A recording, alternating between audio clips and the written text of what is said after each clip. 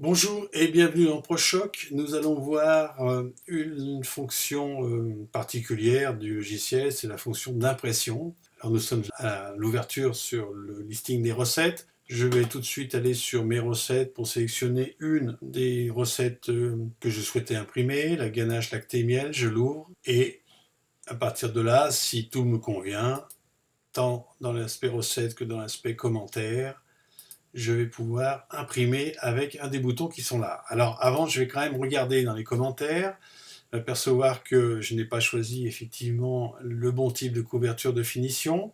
Je vais finaliser les informations demandées pour le type de couverture de finition. Je valide, je connais donc le prix.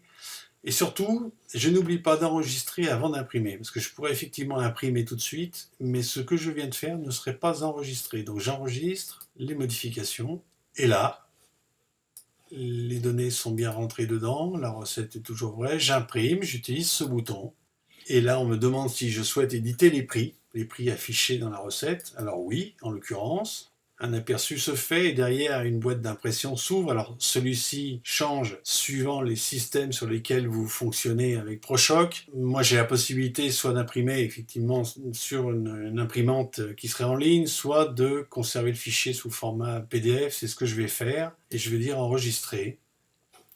Je le remplace, très bien. Et là, l'opération d'impression est terminée. Alors, nous allons quand même faire un petit tour sur le résultat d'impression. Je vais ouvrir le fichier que je viens d'imprimer. Je vais essayer de l'adapter, voilà, à peu près à l'écran. Et voici en gros comment se présente l'impression avec l'ensemble des ingrédients de la recette et des pesées, évidemment, les modes opératoires qui sont sur la fiche commentaire, les principales informations des facteurs influençant la texture et le goût, donc du tableau de bord, et des informations diverses. Alors, puisque j'avais rempli le type de couverture et le pourcentage de couverture de finition, j'ai même pu obtenir un certain nombre d'informations sur les prix et le coût unitaire du bonbon fini. Voilà.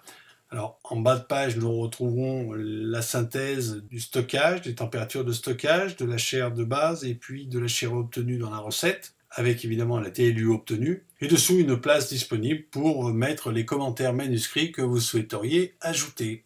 Alors il est possible que cette forme diffère suivant aussi les systèmes d'opération et les imprimantes que vous possédez, mais globalement vous aurez toujours ce contenu en termes d'impression. Je vous remercie de m'avoir écouté. À bientôt.